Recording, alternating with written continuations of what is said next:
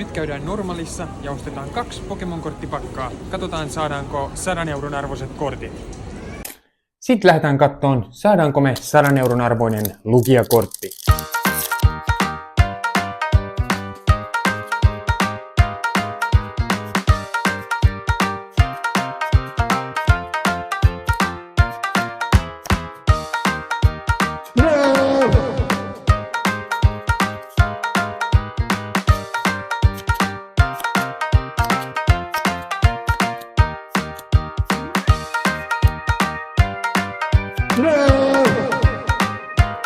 Damn! Ei tullut Lugiaa, tuli Virizion ja Sycarden.